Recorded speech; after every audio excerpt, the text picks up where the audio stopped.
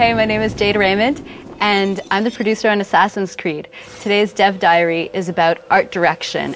One of our main objectives was to, of course, make the art direction as realistic and as close to the historical references that we found. But the difficulty about, having a subject where guys walk around in armor and look like knights and stuff like that is that it tends to be associated with fantasy. And one of the important things to us was making sure that the game and the feeling and the location was really relevant to people. So we played with taking these historical cities, like the ones that I was describing in the story, Jerusalem, Damascus, and Acre, and all of the countryside and the kingdom, and thought, how can we give this a treatment that feels cool and feels like something that we'd be interested in watching for 40 hours as we play. Now, we've made a huge kingdom, 3 huge cities, and it could easily get repetitive, and we didn't want that to happen.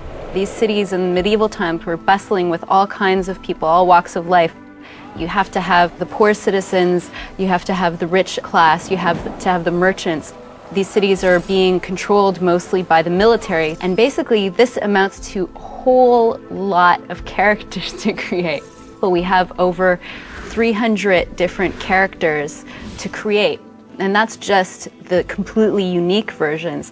On top of that, we wanted to make sure that when you're going through these cities, you don't see the same person a bunch of times. So a big focus for the team was the crowd, and basically we had to put a lot of energy not only into the gameplay, but how they look. And that means that the art director and the whole art team had to put a lot of time into thinking how we would make this crowd interesting.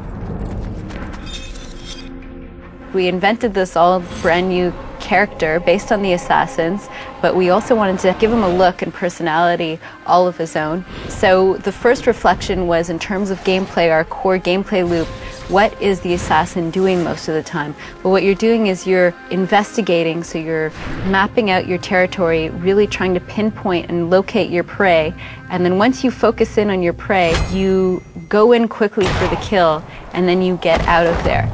And when we thought of what you're doing most of the time as an assassin, it made us think of a bird of prey. So that became the inspiration for Altair. And in fact, Altair means flying eagle, or the flyer in Arabic. If you notice, he's wearing a hood which has a little point in the front, and he has a robe that kind of splits out on the sides, and when he's in movement the sides flip up, and if you were to look at a shadow cast from the side of him, you'd get the angle of the point of the hood and then the sides of the skirt flapping up, and you'd get the shadow of an eagle. So Altair really is the bird of prey. That about sums up art direction. Hopefully you still have more questions that I haven't answered, and there are going to be more developer diaries where we go into detail on all kinds of other subjects.